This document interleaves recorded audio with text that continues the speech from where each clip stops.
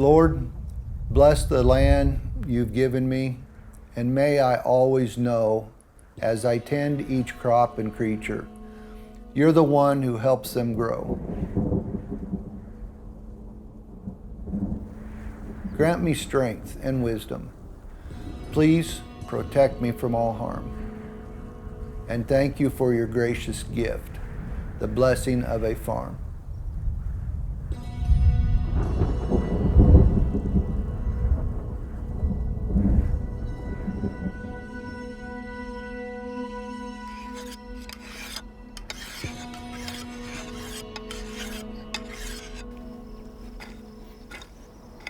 I grew up on the farm, started at a young age. Dad had me out there running tractors, helping out. I knew then that I wanted to be a farmer, be involved with Mother Nature, growing plants. Kind of starting from scratch in the hemp industry. When I come from big farming into doing this, it's kind of like I had to step back about 50 years in technology and way of thinking. I've gotten a heck of a good education in the last few years, I can tell you that.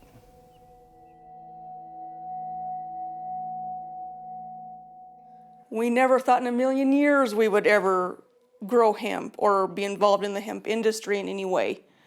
That was just never something that we ever thought about, talked about.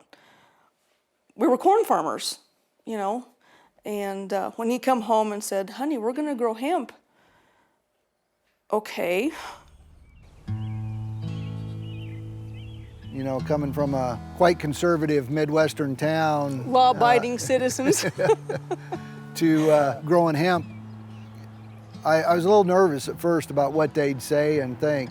We did a lot of research on the internet for ourselves and really figured out what CBD was and what it could possibly do. And we decided, you know, that might be worth the risk to see where it goes. Because if it's really that good and does all these great things for people, maybe that's where we need to be. And if I can help him do that and he's a better person and we help all these people, that is a really rare thing. Not many people get to do that.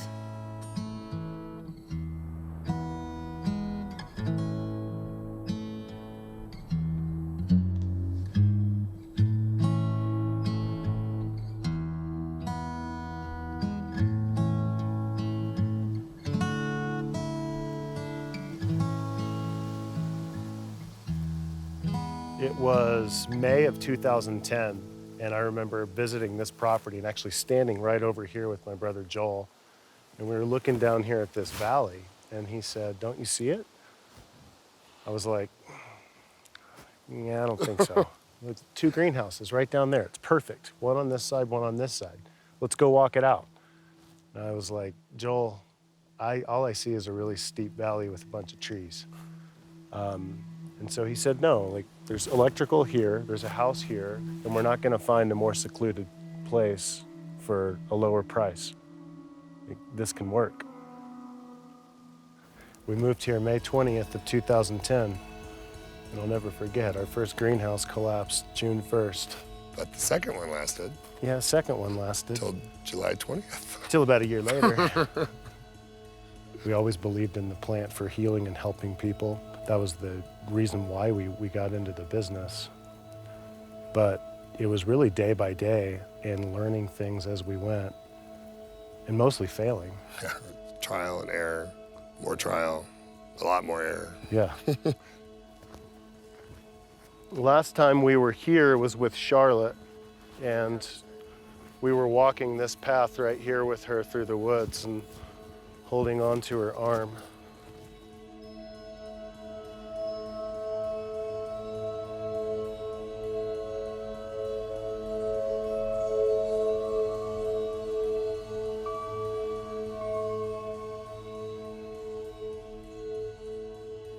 People confuse Charlotte's Web sometimes with product or a plant that started products or a company, but it's something far more than that for us.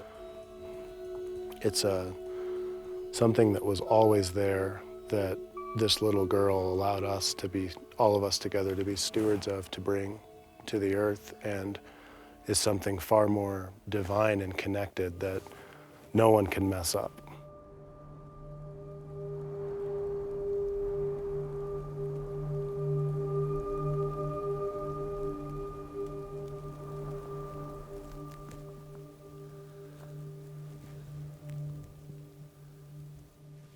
This is one of the most extreme growing years in the 6 years I've been growing hemp, as far as all the adversity of the weather.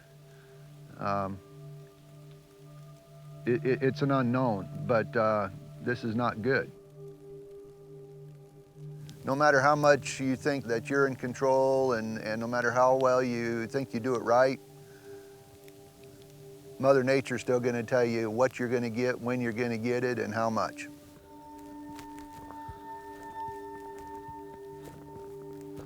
Most farmers really only get about 40 chances in their life to get it right.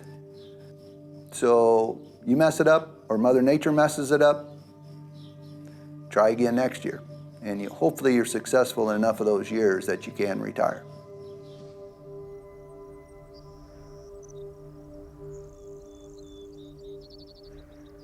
When we started the mission to end the wait list, it was grow the highest quality, as much as you can, quickly, and you would do anything. You would break any barrier to do that. We were honoring that we would be committed to make that product for them for the rest of their life. Now all of a sudden we were in this balancing act of having to produce enough year over year while learning it and still being sustainable enough to ensure that these farms would produce the same thing 20 years from now. To see that genetics that can go through the hail and the snow that you went through and still have a healthy crop out of it, we're certainly winning. These plants, Jared, were this tall. Yeah. And after the hailstorm, they were here. We've been taking from the soils, but over the last 3 years, we've been giving back to the soil.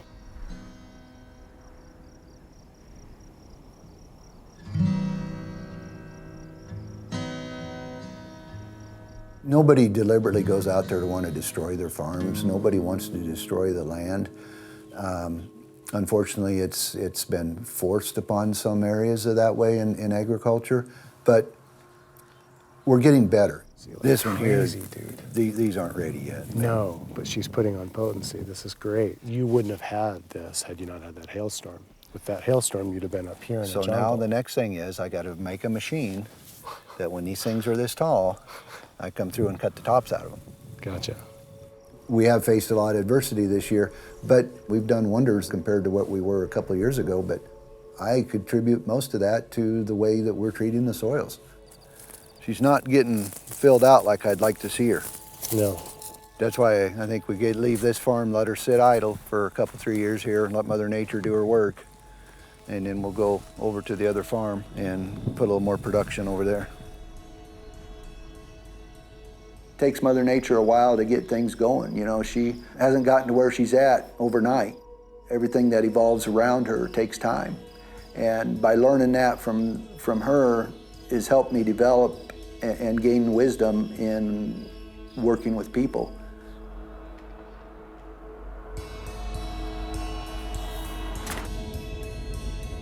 Harvest is, from what we used to do to what we do today, it's a lot different. You know, we went from 70, 80 people. We're down now to about 6.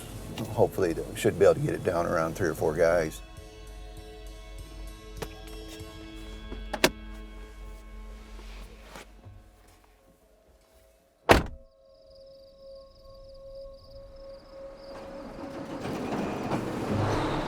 Well, Jared, you might as well give you a ride so you can understand how it works. All right. Oh my gosh, Ray. You look over to the right, you can see where they're going. God.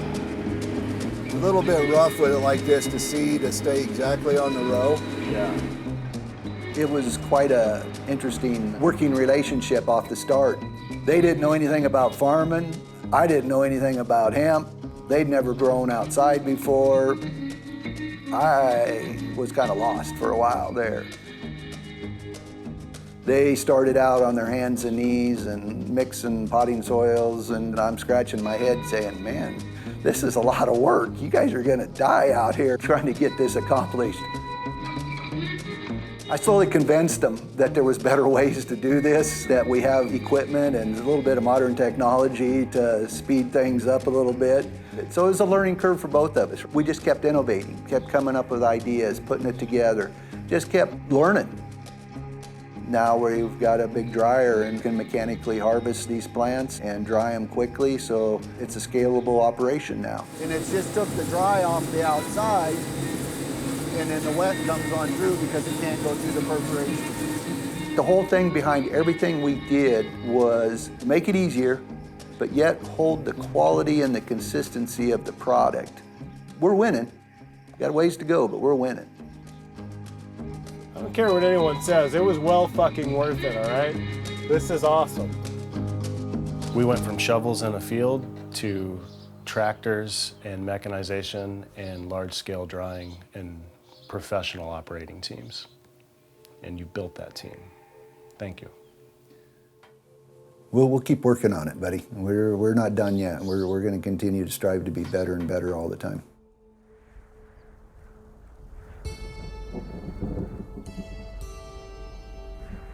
Some people go through their whole life looking for something, for a purpose, why they do this, what are they really out there for? And I think I found my calling.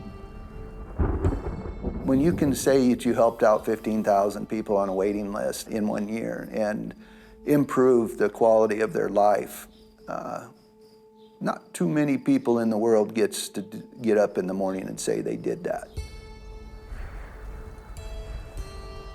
You know, has this been the reason at an early age I wanted to be into agriculture and grow things? I think it is.